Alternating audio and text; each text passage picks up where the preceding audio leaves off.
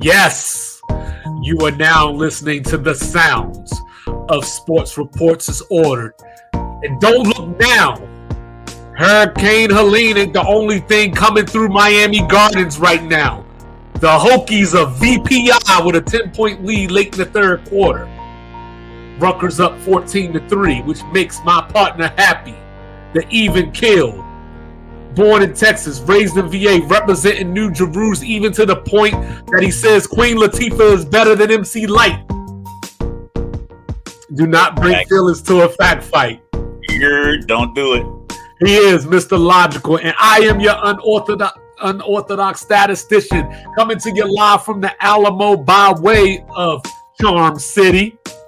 I am 2-5, going left so much you thought I was southpaw. Now do me a favor out there. Like, review, subscribe, share, rate. Do all the free things. Do all the good things. And we're going to get this thing started off with Get It Off My Chest. So, as I was driving down the highway, cruising down 1604, an old familiar song came on. Love. Never knew what I was missing. Shout out to Keisha Cole. So I started thinking of matters of the heart and things that I love. And as I looked around the sports world, I said to myself, they're really leaving. They're really leaving. You know, I have never lived in California. Only been there 2 or 3 times. Great state. You know, but when I was a young lad, I was watching the Bash Brothers. Mark McGuire, Jose Canseco. The Oakland A's, the 3rd most World Series championships in baseball history. Who knew? Who cares? The fans don't care. Because as cheap as John Fisher, the owner, is, he paid $100 million for the team and didn't spend $1 cents.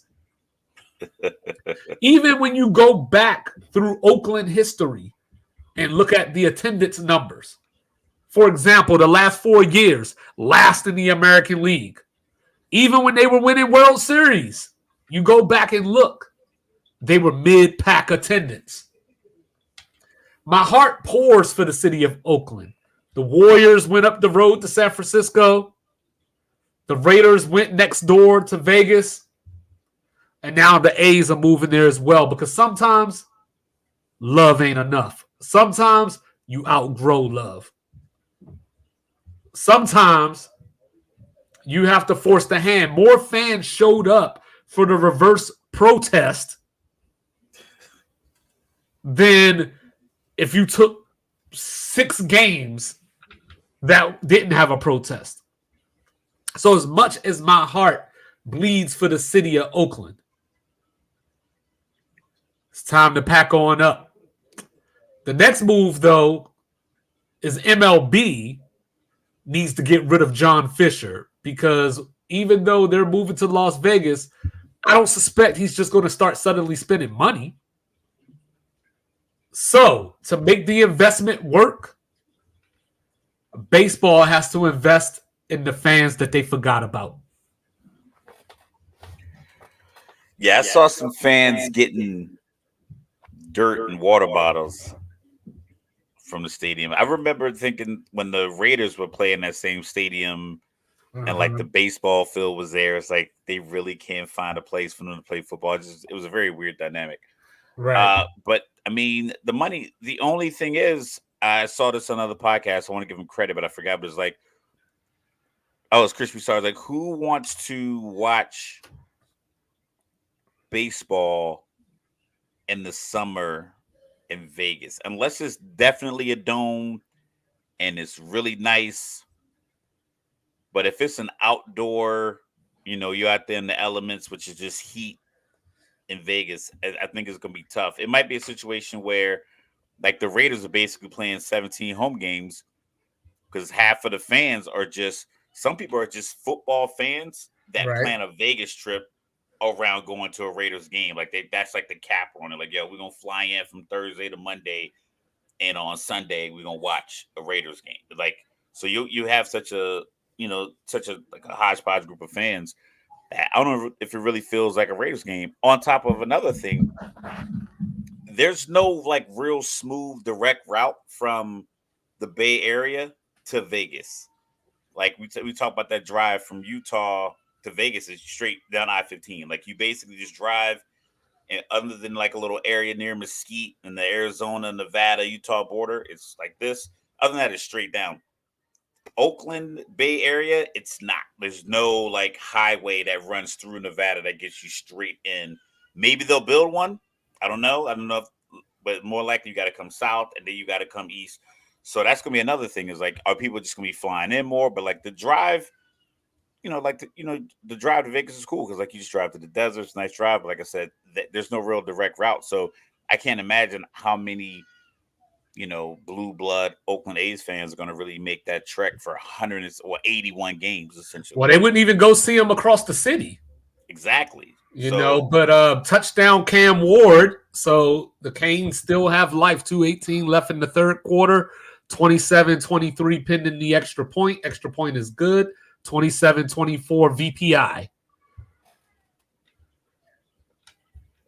okay, well, you said a farewell to the Oakland A's. I'm gonna give my flowers to my son's varsity football team tonight. And even last week they had a loss, but they were down like 24-6 and they just battled back. A lot of underclassmen playing important roles on the team. I think we have maybe 10 to 12 seniors. So it's not a lot of seniors, a lot of underclassmen playing important roles. So they battled back last week, lost 24-20, but we had the ball a couple minutes to go with opportunity to win in a game that was probably lost. You're down 3 possessions in the second half. Underage team essentially, bunch of 15-year-olds. Like most of the starting defense, sophomores and juniors, 15, 16-year-olds playing against teams that are probably stacked with seniors. Right. They battled back, fell short last week, was a tough loss. This week it was looking like it was going to be the same way, back and forth. The team got the ball. They gave up a long touchdown on the team's opponent team's first play, and they could have phoned it in. They couldn't get the offense moving. It was kind of muddy. It rained a little bit because they got the hurricane on the East Coast, so we're getting a little bit of that rain coming up here. Ball was slippery, slipping around. A lot of bad snaps, loose fumbles, just little things kind of derailing drives, slipping, and you got a hole because you blocked. So just a lot of things were throwing them off. But they battled back, threw a pick six, ended up down 8. Like you throw a pick six, 2.5 minutes left, now you're down 8. This is the starting quarterback. This is his 5th game starting as a quarterback ever. Since maybe he was like 9 or 10. I think that's the last time he started at quarterback. Mm-hmm. So that's 5-6 years ago. This is his 5th game varsity, and they just will it down the field.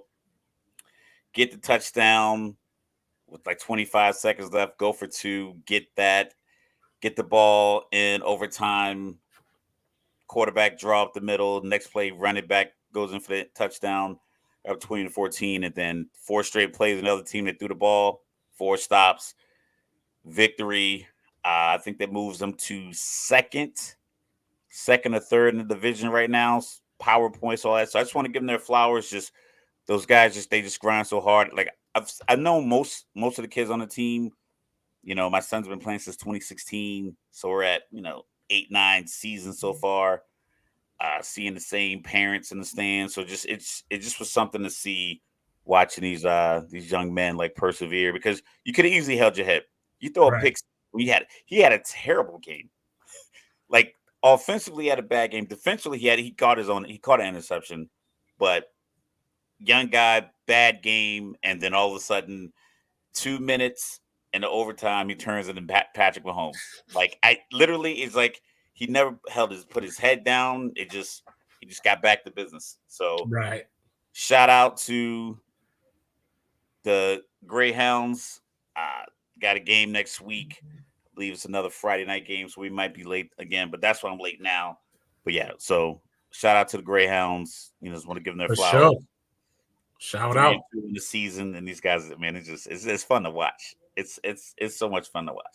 Almost got they probably should have tossed me. I was a little vulgar in the stands, so I apologize for that. If you guys are watching the show, I will not be like that again next week. I'll dial it back. I was intense, man. I was intense. And referees, No curses. Referees, come on, man. Y'all got to get it together, man. Like, so, Mr. Logical, you remember the other day, I made this grandiose statement, and I was like, "Yo, I'm picking the Cowboys to give the Steelers their first loss." And then now they're out Micah Parsons and DeMarcus Lawrence, or they're out for the next couple of games. So well, they got 10 days before they play their next game. Well, you know how the NFL goes. The reports are saying multiple weeks. And here comes VPI up again, a long rush flag down on the play. But so Sunday, we got Pittsburgh against Indianapolis. So do you think that with his athletic ability, Anthony Richardson can get the job done against the Steelers? No, I don't think so. No, I don't think so. And I'll keep it short. I don't think he throws the ball consistently enough to where his running ability gets some chunks of yards without getting hit. Lamar throws the ball well enough, offensive scheme, to where you got to respect somebody getting open to him, finding that person to the point where he could scramble for 8 yards untouched. They're calling a lot of quarterback draws and quarterback runs for Richardson. So he might get 8 yards, but he's getting hit by 2 or 3 people. That's not the same. And I think that weighs on mechanics and just overall just energy. Like, you just can't keep taking these hits from Minka Fitzpatrick and Watt and Queen. You can't take those hits. But I think he's going to take them because you're going to want to make a play. 3rd and 7 in the first quarter. If it's not there, man, throw it away and punt it. Well, don't run hard for a 5-yard gain just to punt on 4th and 2. They say that defense travels. So Pittsburgh is bringing that defense with them, only giving up 229 yards per game. The Colts can't travel consistently. They don't have consistency from game to game. Some games they forget they have Jonathan Taylor, or they use him in moments that they could have used him earlier in the game. But they wait till they're behind to start using them. Yeah. And, but also, Kenny Moore's out. Queenie Pay is out.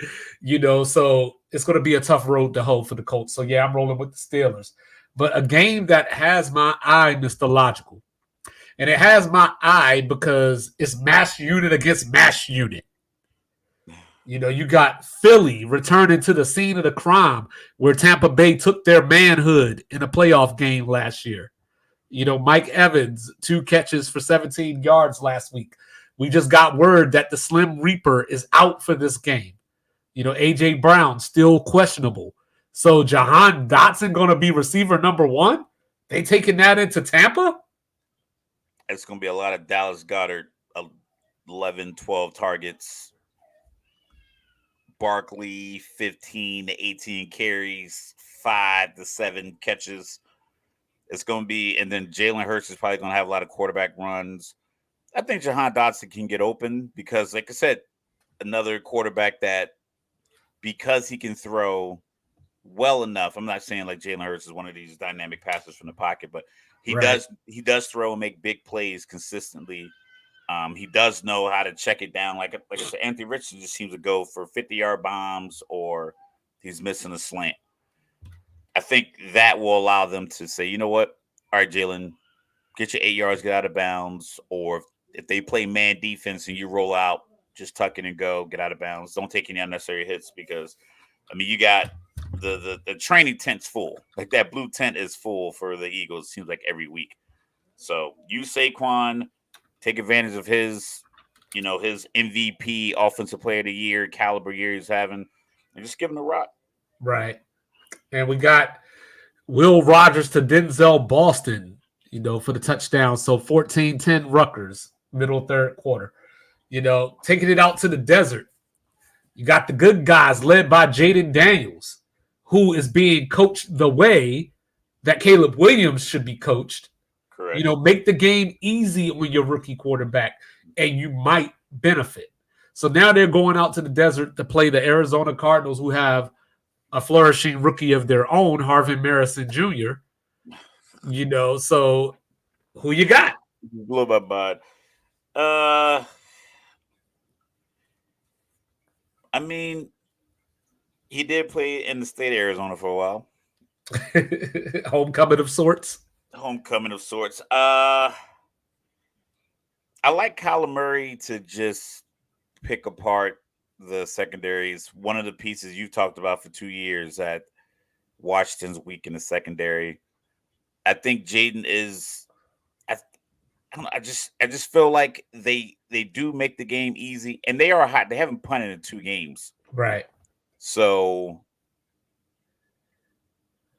but on the road, Kyler Murray is a guy that just makes plays happen. He's just a smaller version of like a lot of these new mobile quarterbacks, but he has a big arm. I'm gonna go. I'm gonna go with the home team. I'll take Arizona, but I think that'll be that's gonna be the game of the week. That's So gonna be the game that people talk about. The 34-31, Kyler Murray leading the final drive. I think that's gonna be the game that people are like, this is what these these are the games that we look forward to versus like, when we saw Buffalo and Jacksonville, and it's like, so all these people be fired. I think this has a chance to be like the game of the week. So this was one of the hardest games of the week for me to handicap because I started off like, hey, I'm gonna pick Arizona. Then I saw that Trey McBride, was injured and out. So then I said, okay, Washington, Austin Eckler's not playing. So what do we do here with the concussion and lacerated ear? But to your point, Harvin Marison is going to have a field day and like pick these dudes apart. So the Cardinals, the one thing that concerns me about them, they haven't run the ball the way that I thought they were going to run the ball this season, especially coming off of what they did last season. So the problem with them is that their offense is real boom or bust. So I ended up settling on Arizona just because Washington, coming off the short week, was already on the road at Cincinnati, and now they're traveling out to the desert. I just feel like that might be a little much. But the actual hardest game for me to handicap this week was the Cleveland Browns traveling to Allegiant Stadium to play the Raiders. Deshaun Watson needs to have a seat. If I was the head coach, I'm putting him on the bench, not even because of his ineffective play, because he's sitting up here talking about, no, I ain't no running the ball. I ain't no running back. Like, you're going to do what it takes to win this game. That's what you're going to do. Contract is guaranteed. Nah, fuck your contract. You are paid to win games. You are the leader. You are the quarterback. Lead by example. Win us some games. And if you can't do it, go have a seat, and Jameis won't have a problem doing it. He will sit right at the bank and count them checks. That's fine. But give me the Browns, though. Give me the Browns, though. Yeah, I saw a report that Max Crosby and Devontae Adams are out, so give me the Browns. Yeah, and barn burner 13-10. The Browns are only averaging 248 yards per game. Jerome Ford is nicked up as well. I think so is like this 35.5? But back to the quarterback point, is this a loser leaves town match from the standpoint of the loser of this game gets benched? Because we saw Gardner Minshew get sat down against Carolina last week already. So what kind of leash does he have? With Deshaun Watson, the lack of good play on his part, and like I said, just the statements that he's making, they lose this game. Is he on the bench for at least a game or two? Both of these teams are in different handcuff situations at the quarterback position. Las Vegas doesn't have a good enough backup, and Cleveland has too much money invested in a starter. So both of these guys, week 5, if they kick the ball off, they're going to both be starting. Because what is Aiden O'Connell going to get you that Gardner Minshew can't? Like Gardner Minshew, like I said, is feast or famine. Right. Like my dad asked me, he was like, who would you rather have? I think it was like Daniel Jones or Gardner Minshew to like get you a final drive or something like that. I'm like, no, it was Justin Herbert or Gardner Minshew. I'm like, Gardner Minshew might get you down to 15 and throw a bad pick in the end zone. Justin Herbert historically, I don't really recall him like moving the ball methodically down the field in these crunch moments. I've seen him make big throws because he has such a big arm. He can just throw it as far as he can, and then like Mike Williams will make the catch, and now all of a sudden they're at the 22 from the opposing 35 just because he has such a big arm. But I don't recall like him moving the ball, getting people in place like the way Joe Burrow will move somebody down the field. But like Gardner Minshew will get you now, but he just might throw the pick in the end zone, or he might throw a great pass on RPO. I think that's what you get. You're not getting any of that from Aiden O'Connell. Well, I was going to say to your original name that you said, I was going to say, I can't trust Daniel Jones. He looks like Fred Flintstone, and he's got the Rashay Caldwell eyes. You know, like it reminded me of Cassidy when he was talking about Meek Mill, you know, saying, you looking all nervous with the frog eyes. You know what I'm saying? That's Daniel Jones right now. Daniel Jones, man. Like, then you got some old rivals in the North. You know, who's going to be the quarterback? Is it Jordan Love? You know, are we just playing games? Is this the new Cam Rising where every week we're going to go, he's playing, and then you turn on the TV and you see Malik Willis. You know, they got Minnesota coming in. It's at Lambeau Field. What you think, Mr. Logical? I think earlier this week I might have said Minnesota gets out with a win. I just don't like the idea of Jordan Love not being a full participant in practice the week before, all the way up to the game, and then trying to make a game time decision to put him in against a team that's so hot defensively that is going to confuse him. Like I would just run out Malik Willis and keep it simple, hand the ball off a lot, throw the ball, like I said, 18 to 20 times, check downs, and maybe guys can run with it. But it was one shot people keep using of is like a still picture, overhead still picture of the Minnesota's defense.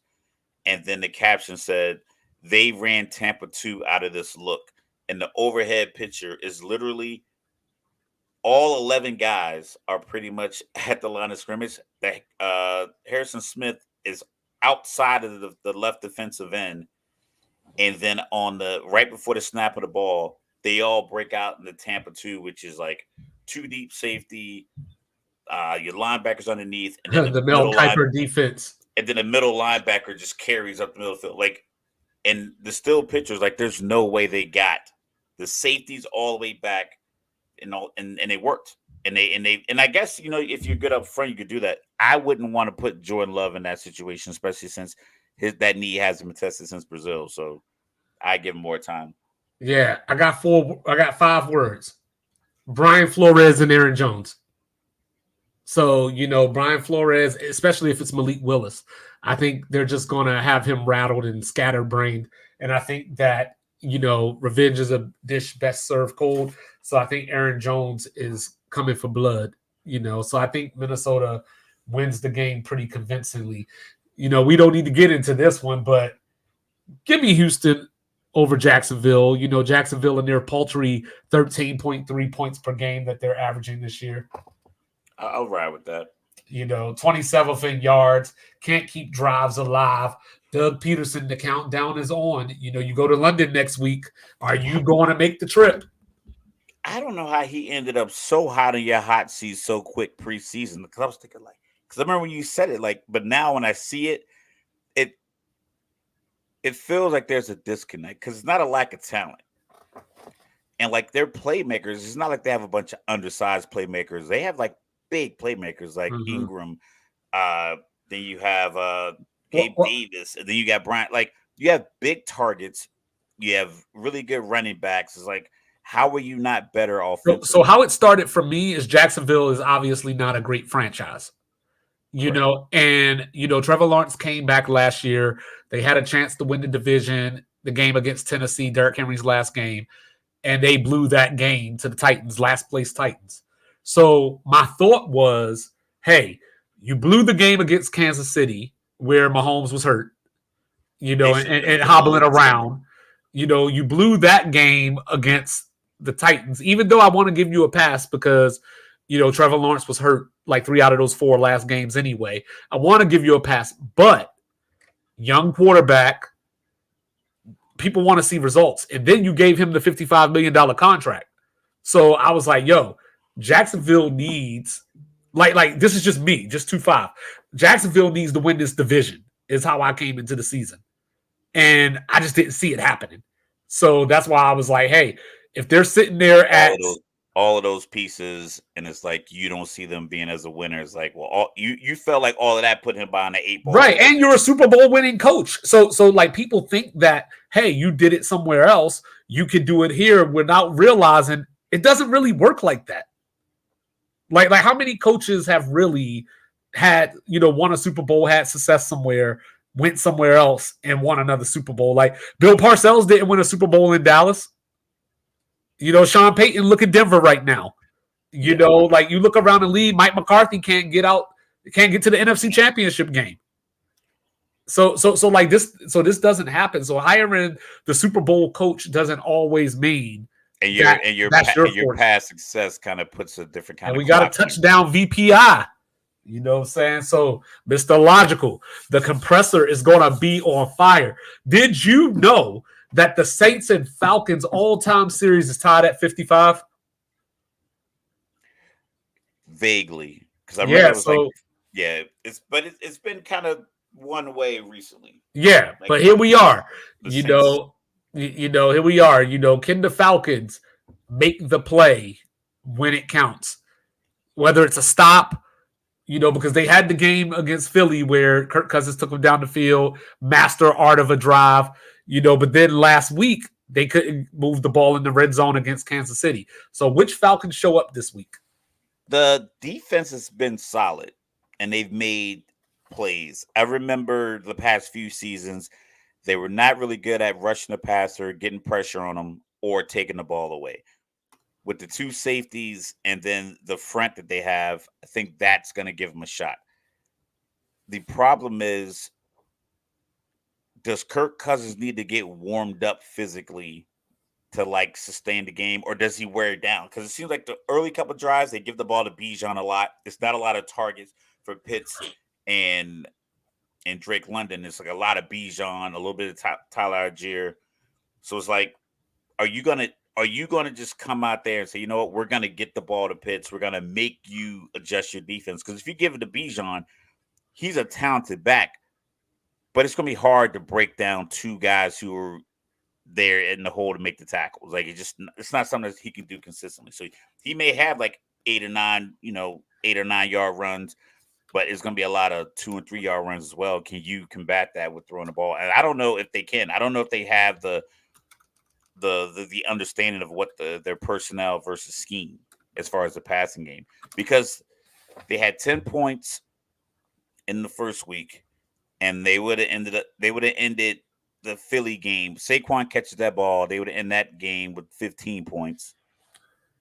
And then you come back and you get 17 this week. So it's like, without that final drive, your season looks like a team that's 30 points in, 3 games in. So it's like, I don't know. I'm going to pick them because they're my squad, and I think that because it's a rivalry and it's in Atlanta, and like I said, I think Derek Carr is going to throw you 1 or 2. And with the safeties we have and their ability to track the ball down, I like our chances. I'm going with the Saints.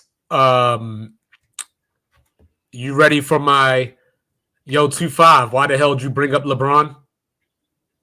Yeah, go ahead. Let's hear it. So, of course, LeBron James, one of the things that he gets credit for or criticized for, is the gift and the curse, is that he always makes the correct play. Game on the line, he'll pass it to Kyle Korver, even though he might be able to get to the bucket himself, but he makes the right play because the defense collapses on him. Kyle Korver, one of the best shooters in NBA history, wide open. Kirk Cousins always makes the correct play. He always finds the right read. He finds the check down. He finds Bijan in the flat. He finds, the slant, even though if you take a risk, you might have a 20-yard gain across the sideline. He won't take it. And that's why the Falcons are paralyzed right now. Because right now on this season, 6 for 27 on third down. 6 for 27 on third down this season. And it's because he doesn't want to make a mistake. So he will throw 3rd and 8. He will throw that 4-yard pass and let the receiver try to make a play. Remember the playoff game when he was in Minnesota against the Giants. Game on the line. It was like 4th and 4 or something like that. And he threw it to Hawkinson or something, right? Yeah, Short of the first down. right. Yeah. That's the Kirk Cousins experience, unfortunately. But both teams are battling offensive line injuries. Both of them have hurt centers. So I don't know who has the advantage there, but I'm just going to trust the Saints to take more calculated risk. I'll do it like that. That's Then, a fair assessment. over at Soldier Field, you know what I'm saying? Why have a cup of coffee with Sean McVay when you could have Sean McVay himself? The Rams are coming to town. So, Mr. Logical, are we going to see Caleb Williams unleashed? I hope not. I hope Okay. you get Caleb Williams 25 passes. Okay.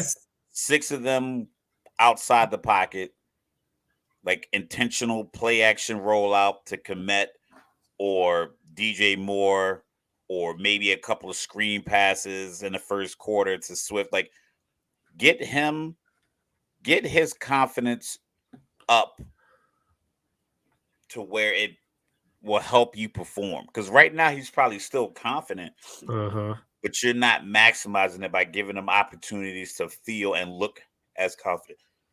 Right. Oh, excuse me. As he should be. I don't know what Eberflus is doing, but 2 weeks in a row, your quarterback is getting hit a lot. He's throwing a lot of passes. You have a run game. People say, the offensive line is suck. Well, you got to get them lubed up by running the ball. You got to let them get an opportunity to dominate the guy across, because pass rushers are not good in the run for the most part. Most pass rushers can beat the brakes off left and right tackle. One-trick ponies. But they will get pushed right out of the way if you run a nice little draw play in that gap that he's just vacated. Just give the offensive line an opportunity to be confident, because 58, the right tackle, they be slapping that dude around like a heavy bag in the gym. Like, it's a big heavy bag, and it's like, but if you hit it hard enough, it just kind of rocks out of the way. Yo, the dude he was getting beat left and right, and it's like, you're not helping anyone when you don't understand, like, this is where you're limited. And when I was writing my notes down, I wrote Rams versus Rams. I think that's I didn't even write the Bears down, so I'm going to go with the Rams. I'm going to take the Bears in the upset. You know, obviously the Rams are coming in, a lot of injuries. They do have a little bit of momentum. DeAndre Swift averaging 1.8 yards per carry. But my guy, my sleeper from the draft 2 years ago, Roschon Johnson, should get some more touches this week. So I'm gonna go with the Bears. I'm gonna trust their defense against the injured Rams defense. And here comes Cam Ward, Miami at the 45, 34-24 with 11 minutes left. All right, so Andy Dalton, the revenge of the Red Rifle against his former team, Cincinnati. So Jamar Chase, injured shoulder. Obviously, he's still going to play, but I think we get our T. Higgins breakout game this week. You know, so now it's the time for T. Higgins to start showing other teams, this is what I can provide you. You know, can Cincinnati run the ball and keep Carolina's defense honest is the question. So, you know, Adam Thielen is on IR. So no safety valve. That was a crazy injury. It was on the catch, and it's like, I don't like. Did he pull something reaching for the ball? That's what it looked like to me. And you know, but the Bengals also have some troubles. You know, BJ Hill injured, Sheldon Rankins, both of them have hamstring issues. You know, so I think just like Dallas, even though Dallas did look like shit last night, I think that Cincinnati getting away, this will be a theme throughout the show tonight. They're getting away from home and away from the noise. You know, they're 0-3, pressure. You know, hey, we think you guys are a Super Bowl contender. We always start slow, so we expect you to turn it around. This might be a nice week to just get away from home and just focus on the game at hand. But is Carolina playing with house money? And does that help you relax? So. Because going 0-4 on a team where you just paid a quarterback over $50 million, one wide receiver is getting franchise tag for probably nearly $27 million, and the other one wants $40 million. Going 0-4 there, it's like a powder keg. It's going to explode. Yeah. I think Carolina, Like if I'm Carolina and I'm Canales and I'm talking to these guys, like I get this early in the season we're 1-2, but it was like these guys are ready to implode. We got to go out there and execute, and I think we can make that happen. I think I'm gonna go out and I'm gonna pick Carolina. Okay. Okay. I'm gonna pick Carolina just because I don't know. I don't see the cohesion in Cincinnati. I don't So, see where they. I don't know. I don't know what their rallying mantra is on the field. so Like I don't know what that they defense lean is on awful. as a. But that's the thing. They looked great against Kansas City. Henderson was unblockable against Because, like Kansas we City. said, that's what they do. They get up for Kansas City. They get up for Buffalo. They get up for the Ravens.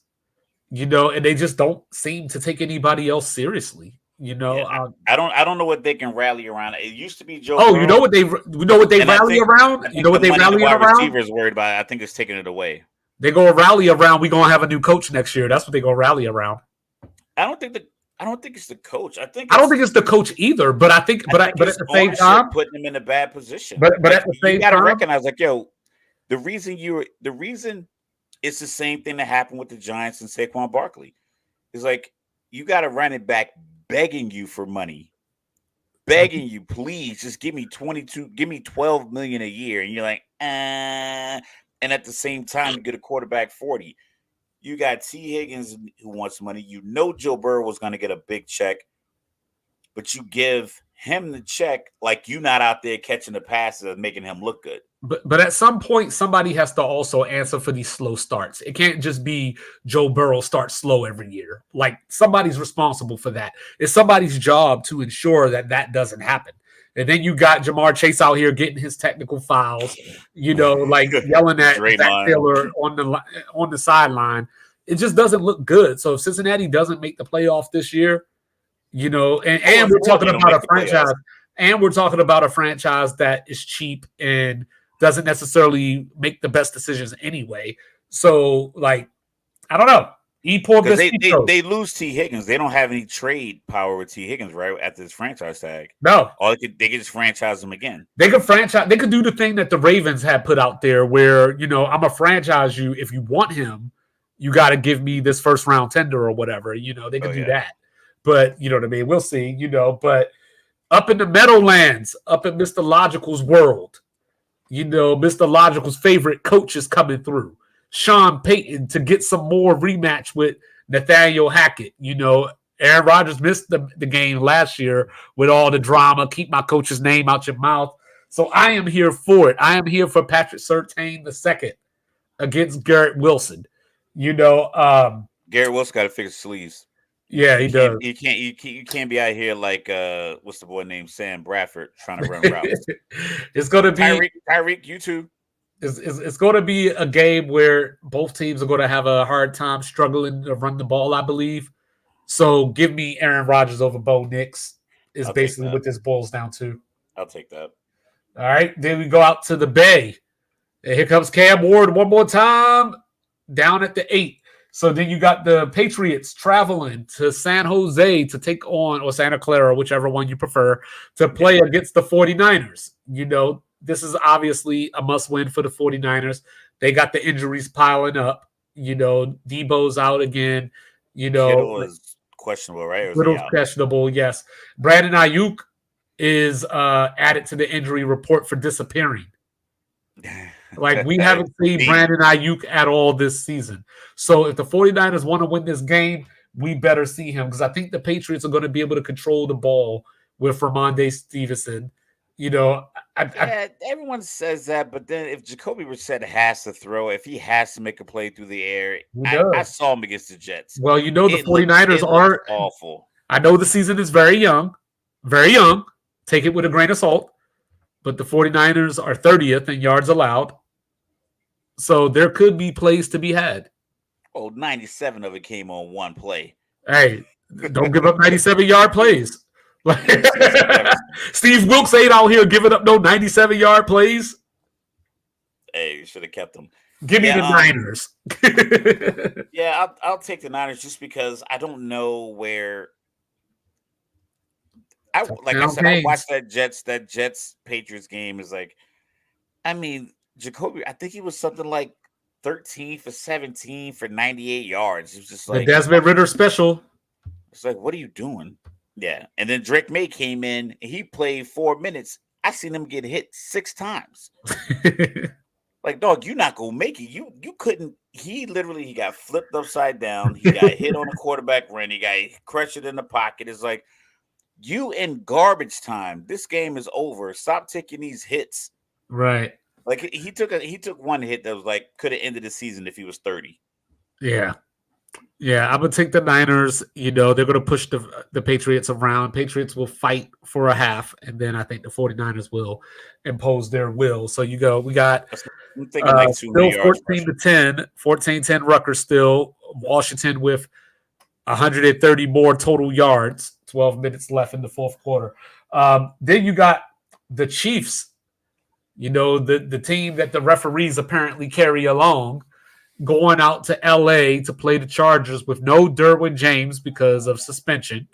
So, there's your conspiracy theory. They suspended Derwin James for the Chiefs game. You just keep adding kindling to this fire. Yeah, Andy Reid The is Raz 17. conspiracies. Andy Reid is 17-5 against the Chargers since he's been the Kansas City head coach. 5 consecutive wins in this series. It seems like every single year the Chargers just get closer and closer, but still no cigar. Last year, even with Easton Stick, last game of the season, Mahomes didn't play very much. Still lost by 1 point. It's the definition of being the Chargers. And then when you look at the injury report, they're like the Clippers. Yeah, exactly. And then when you look at the injury report, it looks like somebody's trying to take attendance for the Chargers. So give me Kansas City, but not close this time. And lastly, how healthy is Justin Herbert? I don't know, but I'm going on another limb. I'm taking the Chargers. I just think Mahomes has been throwing the ball to the other team way too much. And it's like poorly. Like his interceptions are like, they're not, it's not one-on-one. I'm gonna give my guy a chance. It's the ball that's intercepted, even when it's one-on-one, it's basically to the corner. Like he's thrown I think he's thrown 4 picks. A couple got brought back because of penalties, but he has 4 recorded interceptions. And the 3 that I can recall seeing are just bad throws. Like throws I've never seen him make in consecutive weeks. You ready for this? Let's hear it. His last 8 regular season games, Patrick Mahomes, 11 touchdowns, 9 interceptions, one 300-yard game. So, just saying. Yeah, it's. I believe he's more frustrated with the wide receiver core. Again, I think it's like the 3rd year in a row. He's like, "Why'd you get rid of Tyreek?" I'm pretty sure they enjoy the Super Bowls, but those 17 games leading up to that, it was a lot of fun watching him throw 50 touchdowns his 2nd year. In this same kind of NFL with the rules and everything else, watching him throw those 50 touchdowns and then come back, I think he threw like 38 or 39 for the next couple of years. It was fun to watch that. I'm pretty sure it's fun to play. I can tell on his face after they win, they hate playing the way that they're currently playing, even with the wins. Chiefs just want to have fun, Yeah, I mean, you're out there. You're like, people kind of forget you're playing a game. Like you're playing a game that I just watched a bunch of teenagers. Speaking of which, I'm gonna go see a bunch of like kids play the game tomorrow. Like it's a game, and you're out there, and it's like you got guys out there. Like Xavier Worthy should have like 4 or 5 50-yard plays by now by just working the route tree and getting open. And not happening. As you say that, I realized we didn't actually pick the Tampa Philly game. Oh, I went with Philly. Okay, yeah, I chose Tampa. Yeah. Okay.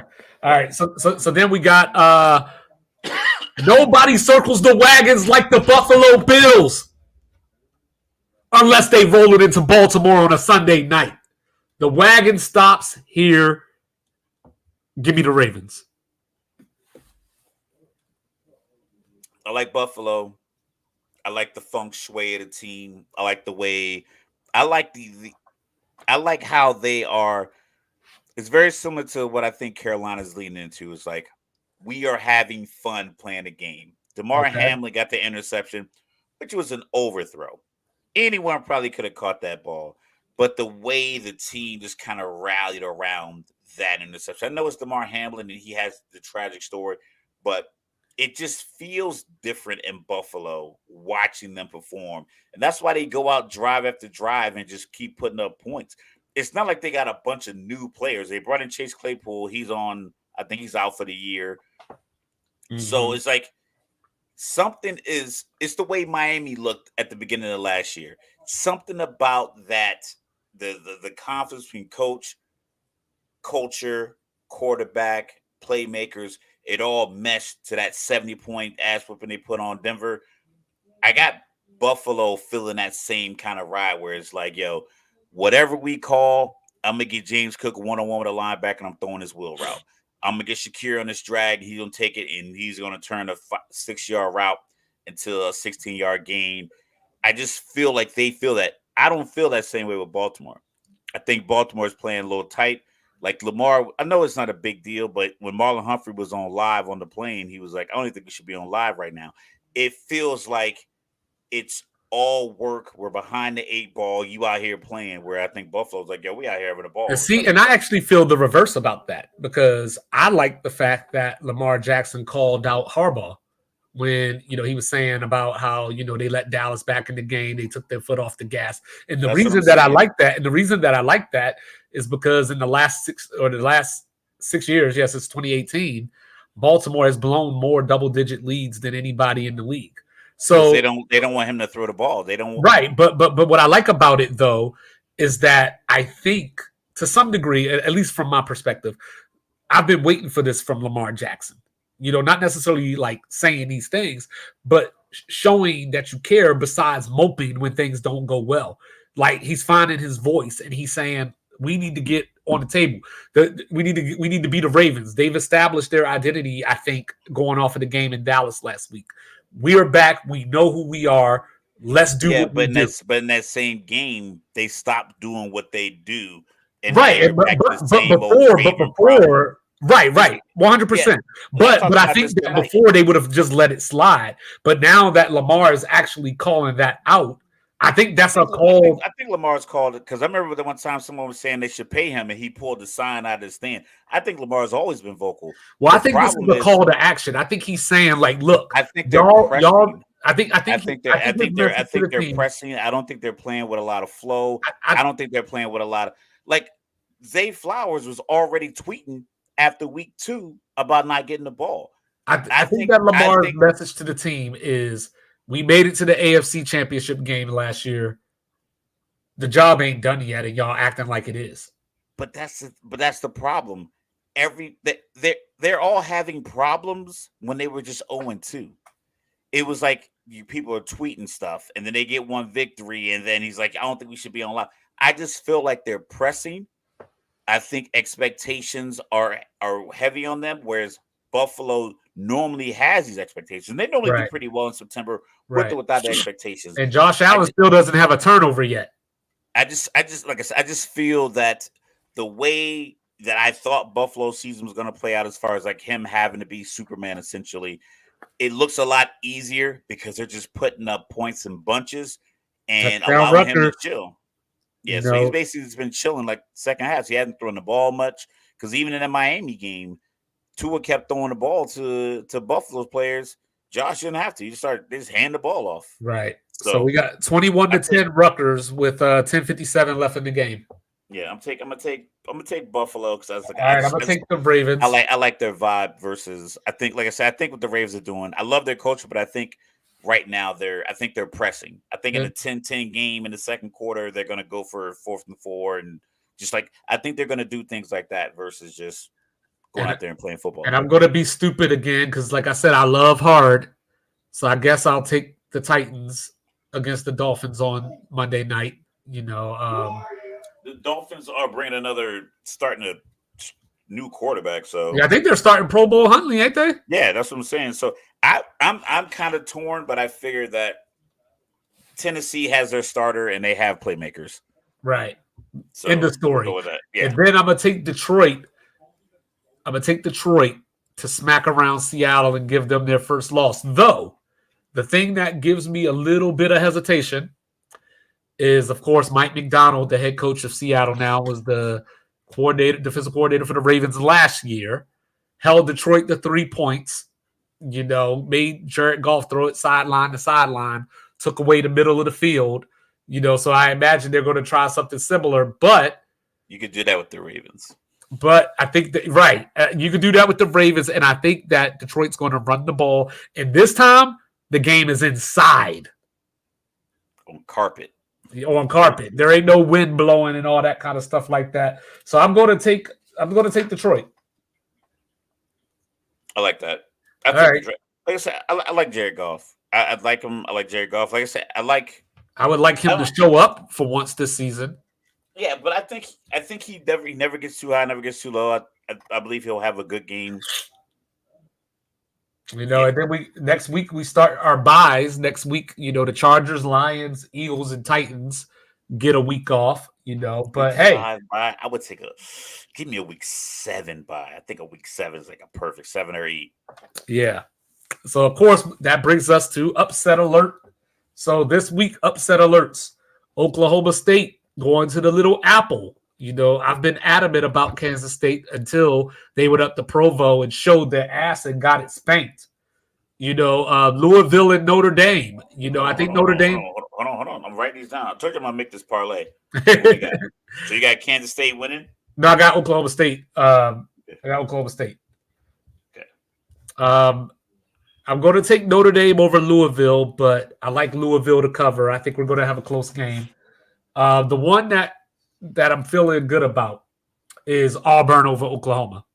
Oklahoma bringing the true freshman down into Jordan Hare. Sounds like their top 5 receivers might be out. That doesn't make any sense. That's not a good recipe for anybody. Your training staff needs to get some Toradol or something. So then for the upsets, the actual upsets, no alert, just straight upset. Give me Arkansas in Jerry World in the game that I should be going to instead of this Florida State SMU game. Give me Arkansas. They lost the 11 out of the last 12 to A&M. A&M's 82nd in rush defense, so expect a lot of Jaquindon Jackson and Tillian Green. Yeah. Give me the Seminoles 2 weeks in a row, going to SMU, not just because I'm going to be in the stadium, because I just think that SMU is not going to be able to block Florida State. Cincinnati over Texas Tech. I know Lubbock is a tough place to play at night. Arizona State just lost there last week, but don't forget Texas Tech gave up 51 to Abilene Christian in that same stadium. Give me, this is the one Mr. Logic Way going like, give me Wazoo to go to the blue turf and walk out with some Boise Smurf blood on their uniforms. I'll make the bet because I trust you. You know what I'm saying? But there you go. So then, of course, taking it from the top, this is war. This is war since 2017. Tua against Georgia. National title game, Devontae Smith. Georgia got their lick back a few years later when Bama said, if our receivers weren't hurt, we'd have won that title too. But they were, and you didn't. Nick Saban is gone, but the blood exists. Georgia is going to Tuscaloosa. Started the week a 2-point favorite. Now Bama's favorite. Like, I don't know what's going on in Vegas. People putting this money down. But you know what? Give me the Bulldogs, because Georgia's had to wait the last week. Both teams had a bye last week. Correct. So no advantage there. But the difference is everybody's kissing Bama's ass because they're whooping ass against teams that can't attack their weakness, which is their secondary. Whereas Georgia, the last time we saw them, the 13-12 game against Kentucky.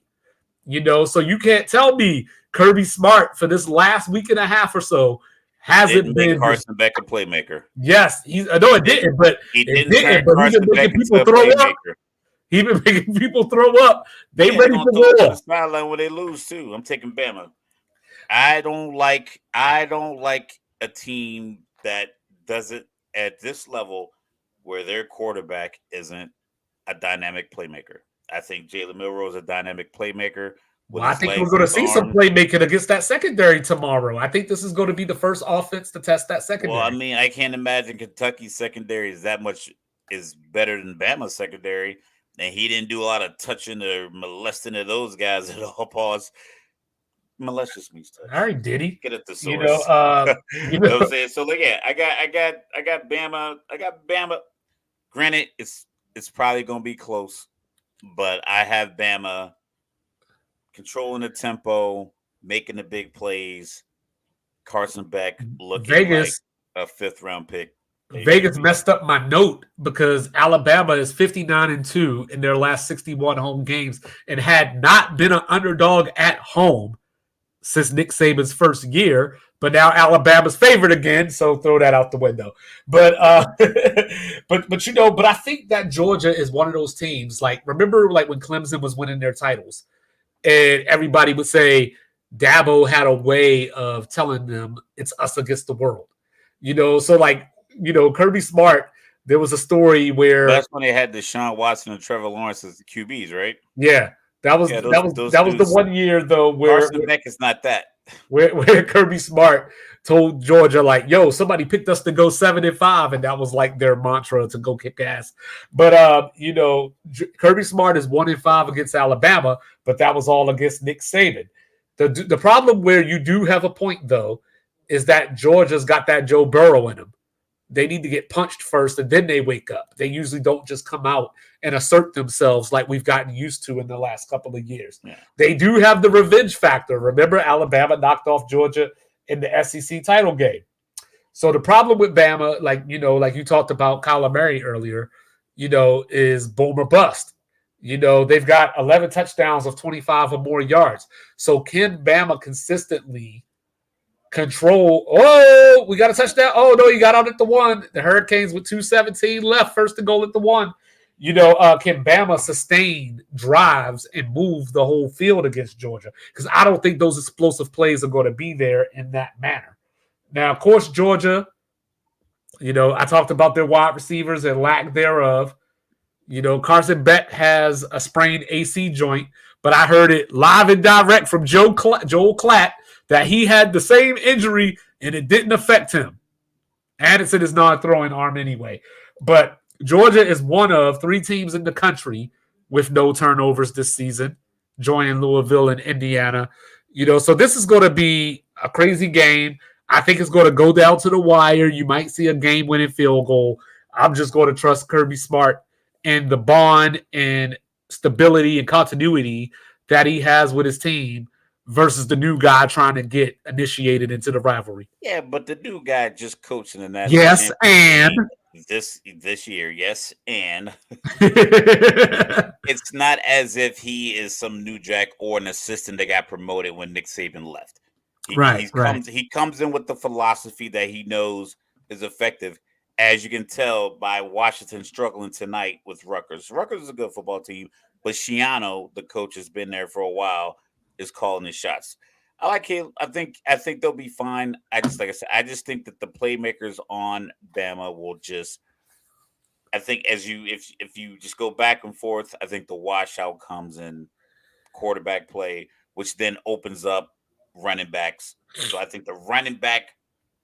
Yeah, they're going to see a lot of Justice Haynes and Jam Miller. Yeah. I think the running backs for Alabama are going to get more space and opportunities because no one's going to key in on Carson Beck if they run a read option. So but you know what? I'm about to give. It's not even going to be a plan. So, but I think Jalen Miller will run that read option. It's going to make someone pause. I'm going to give Rutgers that Colorado stimulus. They are beating the runner-up from last year, even though it ain't the same team. We gonna act like it is. But Dylan Milroe, but Dylan Milroe is also in the passing game. He's relying on a 17-year-old, a stud 17-year-old, a great 17-year-old. He's a 17-year-old, and he saw what he's done for the last 4 weeks at 17. So it's like he belongs. So our boy, I'm gonna call him our boy, because he's black and he's from my state. James Franklin, running his mouth again, talking about, this game against Illinois. Now, mind you, Penn State is favored in this game by 18 points. Really? Yes. He It's said, 19 versus 9, and it's an I'm 18 taking point. Illinois to cover, by the way, but yeah, that like yeah, but but he said we need whiteout energy. You're an 18-point favorite. Just go execute. I think what he wants is he needs the ranked dominating matchup because he tends to lose the other matchups, like the Michigan game, the Ohio State game. So this being a surprise, because I didn't think anyone had Illinois undefeated this late in the season, ranked No, 19th. we had a, most people had them losing to Kansas. Yeah, so it's like having them come in the building now. You can use that to kind of leverage like the rest of your season. So You get you get instead of I need whiteout energy, the message should have been don't take this team lightly. nah. That's not good enough because he knows he's gonna probably lose to Michigan. Probably if they have to play Ohio State. I know No, we they Michigan. play Ohio State, not Michigan. Okay, so they get Ohio State. He knows they're probably gonna lose that game. So this is gonna be like their makeshift big game, whiteout, the whole 110,000 What people he have should to have said, rally and what he get a should big have and said, maybe they get a big win and they just kind of ride that wave 5-0 top 10, maybe another top 10 loses and what he get should have and said get in the was, six range, what he should ride have said that wave. was, hey, dear Happy Valley, the last time Illinois came here, they beat us 20-18 in 9 overtimes. That's what he should have said. 20-18 in 9 overtimes, by the way, is You want very to get an nasty. update on Miami? That is very nasty. Oh, did they score? You might be ahead of me. I'm watching a highlight right now. You might be ahead of Okay. me. But yeah. So this is going to be the battle of the coordinators. Andy Nicky, got Penn State and he's revived their dormant offense. They're averaging 255 yards on the ground this season. Illinois comes in with Lunny, Brad Lunny running the offense with Luke Altmaier, who I have not been sold on, but he's been playing well this season. Here's Cam Ward with the touchdown that Mr. Logical was probably alluding to. Right. So Illinois does have a +7 turnover margin. So if Drew Aller is reckless with the ball, Illinois is the type of team that will take it away. They are potentially getting my guy, Zachary Franklin, back. UTSA, stand up, birds up. Even though he ended up at Ole Miss last year. But if he's back, I think it's a game changer. I think it gives Illinois a live chance to win this game. I just don't think that they can consistently move the ball on Penn State's defense enough Yeah. to get the Penn win. State Penn State has a top 10 recruiting class every year. They have consistency with the coaching. They have I believe that whiteout game is like voted like it's one of the top home field advantages in college football. Right. That particular game, like, and people even talk about it who played, at different schools. So Right. that's why I said Franklin's probably going to ride that energy out Yes. and just, and take the win. Maybe it's a blowout, maybe it's a dominant win, but then you have that moment. So when you have that inevitable letdown against Ohio State, they're like, okay, cool. Well, at And least you don't beat the hell out of the top and 20 don't ranked forget Illinois. And don't forget tomorrow's game that only 2-5 cares about, the little brown jug, Minnesota going into the big house. Don't forget Ohio State is actually playing a Power 4 team tomorrow. They're going to East Lansing to play Sparty. But real quick, we'll I'll come back to this note. But Liberty and Appalachian State is canceled, because of the hurricane. So that game was supposed to be one of the G5 games. It's not going to be rescheduled. So Liberty might have just made the playoff off of that game being canceled. We talked about Wazoo and Boise, future Pac-12 matchup, obviously. This game has playoff implications because I just learned Washington State is not eligible for the G5 spot. They're as the Pac-2, the Tupac, they can't get an automatic berth. So they need to win out, go 12-0 to get consideration to maybe make the playoff. You gotta get them in if they're under if they You got to. undefeated. You got to. Like, the committee has to show some integrity. Down in Durham, you got Manny Diaz against Mac Brown. Is Manny Diaz going to shake his hand this time? There's a lot of acrimony between those two. And Mac Brown damn near quit last week.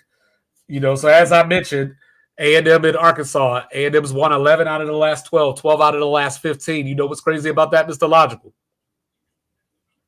Even with what I just said, Arkansas still leads the all-time series by 7 games. It probably goes back to like the 50s. I'm looking to see how USC rebounds against Wisconsin. 14.5-point favorites at home. I expect them to win, but what does it look like? Congratulations to Army. They got to 4-0. We brought it up the other day. They beat Temple last night. Navy, you're on the clock. But Air Force, what the hell are you doing? 3 games, 16 total points. That is not flying high. That is not going off into the wild blue yonder. But before we get out of here, I wanted to take a few minutes with Mr. Logical here. I know everybody is probably running to the window to put money on Fresno State. Last I saw the line, UNLV was favored by 1. I was just thinking about bringing that up. Don't run to the line just quick, because Hajj Malik Williams is probably a better quarterback than Matthew Sluka.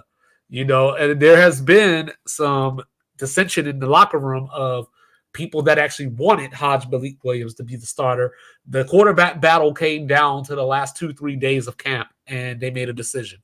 Now, was that decision made because they said, hey, this dude got promised $100,000? Saying? So, Mr. Logical, if I know there's still limited information, but what are your thoughts about this situation before we get out of here? Like I said, I brought this up before, the Pony Excess, they had their stuff in contract. Just get it written in contract. Get it written in contract, get it notarized. You can get it notarized at a UPS. $7. Like whatever they type up, whatever email, get them to send it out, get some witnesses, get them to sign it. Get out of bounds. Okay. You get it in writing, get dates. October 1st, I'm getting $25,000. December 1st, I'm getting $25,000.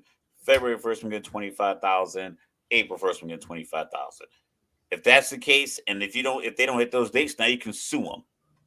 Right. You ain't got to leave. You can keep playing football, and you can sue them. Because, like, listen, they reneged on this part of the deal, this part of the deal, this addendum, whatever case may be. So I'm taking these handshake deals from probably the most paper bag money exchange sport ever. Like, aside from college basketball, between college basketball and college football, it's probably been a lot of people who met in parking lots and got sandwich bag or like brown paper bags full of money or cars and their mom's name, right. Stuff like that. So you can't take any promises. I think it's strange that I don't know if it's going to be a trend with guys just opting out after a few weeks. I think this is the first year that was an option for the player after 4 weeks to decide whether I don't know if it's been that way for the player, but the teams were allowed. But right. This year, like this is the first year where the players are allowed. And of course, there's going to be some outliers. Well, actually, no, because there was the guy at NC State who did it last year. I don't know if he redshirted himself. Like you could just decide on your own. Like yeah, he did. They beat Clemson in Miami back to back, and then he said, "I'm done." And he probably went to the staff like, "Listen, I want a red shirt." Well, so what happened was, but here they can't stop him from making. Like now, this year, you can just say, "I'm redshirting." And there's nothing to do about it. So what happened in the MJ Morris situation? So in the MJ Morris situation at NC State, what happened was he got recruited in. He was a freshman. He got recruited in to be the man. But then they went out and got Brennan Armstrong from Virginia. Guess they wanted some experience, whatever the case may be. Brennan Armstrong started, was a little ineffective, injured a little bit. He comes in, Morris comes in. They beat Clemson and Miami back to back. I'm listening. I'm just. And then he redshirts. His dad says, "Yo, he's not transferring. Like he just wants to keep the eligibility." But the problem is that once you do that, you can't come back. You can't come back. But the problem with the story is now he's the backup at Maryland. So how'd that work out for you?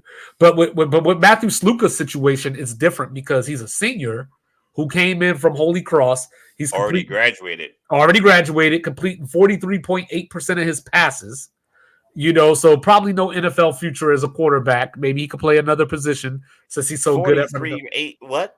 43.8% completion Oh, percentage. he's a runner. Yes.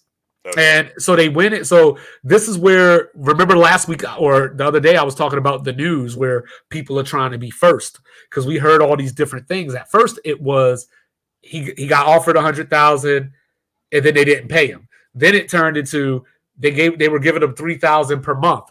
Then it turned into he's only got 3,000 total. Then it turned into well they beat Houston and beat Kansas, And he so wanted now more his money. agent is wanting him to get more money based off of the performance. And I saw a podcast where, like I said, once again, I need to start writing his names down. He said he's like, I was at Holy Cross with Slocum, and he said he's a team guy. He any story you hear about him, lying about how much money he's got, he's like, I wouldn't believe it. He was like, he's an honest guy. I think that he didn't get the money he was promised. Because he Right. said all he got was 3,000, and living in Vegas, it could be quite costly. But like I said, just get it in writing. And if you didn't get it in writing, I mean, you kind of I don't know if you gain leverage by playing and then redshirting because you always have that card, or if Right. you lose it by them. You kind of allow the narrative to be shaped by the public or the school or the media saying like, "Oh, he quit on his team for more money." But it's like, yo, if you promise me X amount of dollars, just write it down, get a contract. There's plenty of lawyers. I'm pretty sure some people who graduated from UNLV, they're the lawyers that work in Vegas. There's plenty of lawyers in Vegas. Everyone needs them. And get it signed and stamped. Touchdown Denzel Boston. 3-point game in Rutgers. Washington's going to be going for the onside kick here. Or I'm sorry, it's a 21-16. They got to go for two right now. 140 left in the game. But the problem is also with fans is that I need y'all to tell the truth and understand what's going on. Because people keep saying, like, why would he go there for this amount of money? Or why would he go? The problem is that you can't negotiate your NIL deal until you're actually enrolled at the school. So it's not as if you're talking to 4 or 5 different schools, and one school is saying we'll give you 80, another saying we'll give you 75, so on and so forth. You can't negotiate. So yeah, there's obviously conversations that happen, but I'm just meaning from the standpoint of, especially if it's not in writing. Once you're enrolled, we can agree to whatever. But that's the problem, is that's the lesson, is that if you have children out here that you're trying to push to be athletes, if you are an athlete at this moment, if it's not in writing, it doesn't exist. So, and that's the problem that he has right now. But he's also I've also heard that he might be in talks with Auburn already, which I guess would be tampering, right? Correct. But the NIL, from what I've gathered, the NIL framework is not that well. It's not regulated. It's not defined. It's a lot of ambiguity to it. Right. So it's like, if I'm talking to a guy and I got to tell him what we can offer him if I'm trying to recruit him, there's no way as a recruiter I'm not going to use the tool of how much money is available. Or last year our guy got $90,000, whatever. We paid off his student loan, whatever the case. Like that information, because I need that information in order to make a determination. But also UNLV can feign ignorance too, because it's the collective. UNLV doesn't owe him a dime. This is fans and boosters putting this money in this pot. Like the school distributes it or facilitates it, but the school is not the decision maker. The school is not, and that's why I keep saying. But if you sign on to be my facilitator in these negotiations, then you need to facilitate my cash. Right. Because if you gave me the 3,000, if you gave me the 3,000, that means you are understanding that you are the facilitator of my rest of my. And that's why I keep saying that's the problem, is that the schools are not actually on the hook. So that's why in 2-5's world, this is where contracts come in. Where you can sign a guy like Sluka to a 1-year deal, and you could say $100,000 is your deal for this season, or hey, it's a 2-year deal for whatever. But the point being is that until the schools are on the hook, and to Mr. Logical's point about, we don't know if this is going to become a thing where you're going to see multiple schools lose players this way. we've already seen at least 2 players that I'm tracking that have decided to do this since Sluka left. And we got a Hail Mary. What do we got here? Fighting over the ball. Looks like Miami pulls it out. Looks like the Hurricanes escape 38-34. But as I was saying, we've seen 2 other players now hit the portal or do this red shirt thing as well. You got a cornerback from Notre Dame that decided to jump in, and USC's best defensive player. We were just talking about how improved USC's defense is, how they could be a Big Ten contender, maybe a playoff contender if Lincoln Riley ever gets a defense. And now their best defensive player, redshirted, it is in the transfer portal now. Look at your TV. Did they give it to him? Did they give it to him? Because they showing the replay. Because I thought Virginia Tech caught it. Originally. I thought they caught it because Ty goes to the offense. But then Miami came out the pile with the ball. So, I mean, you're going to have to explain it to me. I don't want to be waiting. What happened?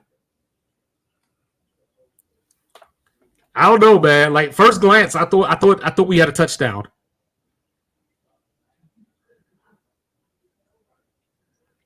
I don't know. It might not be a catch though. Like that's what I'm trying to figure out right now. I don't think it's a catch. But in original time when it was actually going, when the play happened, I thought he caught it.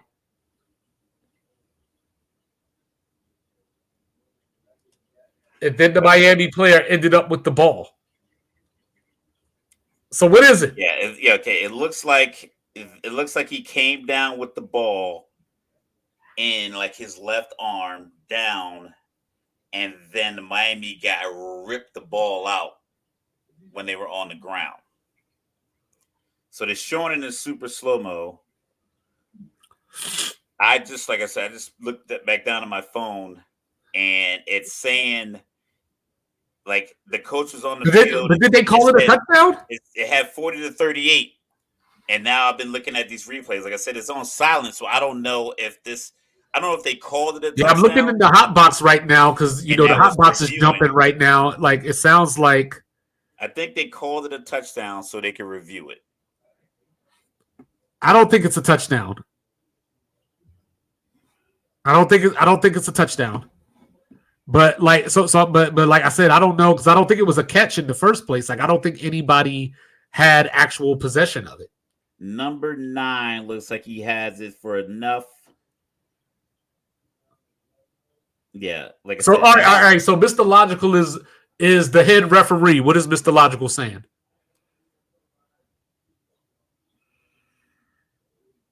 I'm saying incomplete. I'm saying incomplete as well. They ruled it on the field, or at the very least, because even if you try to give it to the Miami player, he's out of bounds. So if he's out of bounds and he has, well, either way, it's an incomplete pass. Like the whole bottom of his body is out of bounds. They're in the command center here in Charlotte. The coach is on the field talking one ref, taking notes. His face looks like they're gonna rule against him. Yeah, looks like they're gonna rule against him. He has. Yeah, it looks like it's going to be incomplete. I don't know. Like looking at the hot box, they might have gave it to him. His face doesn't look like it, but like I said, I'm watching and I know. I got Black Adam up here with the Hokies in all caps. That's college football and that's sports, Unk. Teams matchups. Styles make fights. His pants are like way above his knees too. I mean, I don't know. This is how football works. I mean, Vandy took Missouri to overtime too. But I mean, hey, this is supposed to be our short show. But sometimes live sports just does it to you. I know.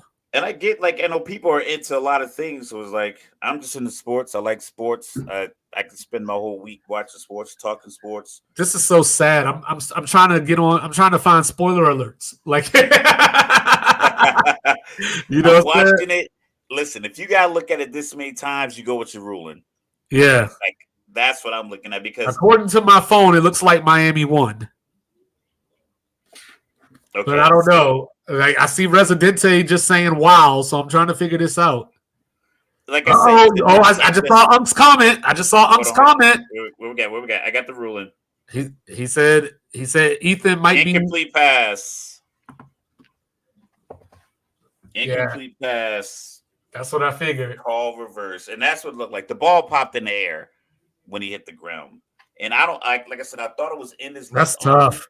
And then the Miami player had the receiver's right hand, like so when he was like pulling, the ball kind of came up. But see, my problem is though, like, well, I shouldn't say my problem. My question is, was there enough to reverse it? I'm not saying that the call is right or wrong. I'm just saying, going off of you made a decision. Did you have enough evidence? Did you have beyond shadow of a doubt to say this was an incomplete pass?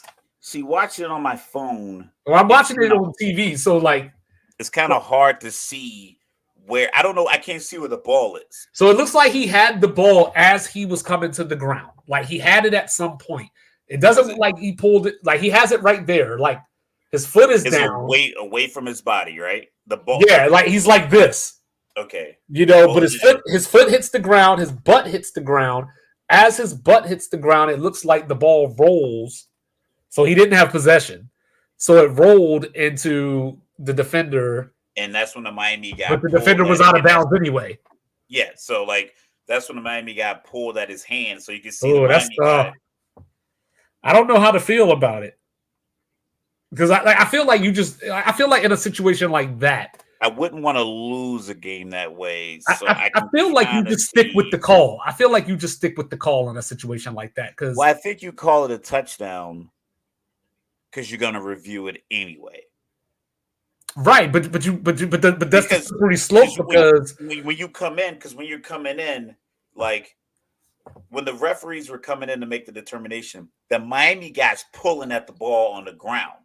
So in their mind, is like. He pulled it out of his hand while they were on the ground. But I think that's the slippery slope. But I think that's the slippery slope because if you I think you would have done it anyway because it's. But if you call it a touchdown, but that's the problem though. Whatever you decided, whether it was you got to have it's got to be inconclusive. You know what I mean? And I don't know if it was, and I don't think it was. So I'm not saying that Virginia Tech got screwed. I'm just saying that you just got to stick with the call in a situation like this. I think like it reminds me of.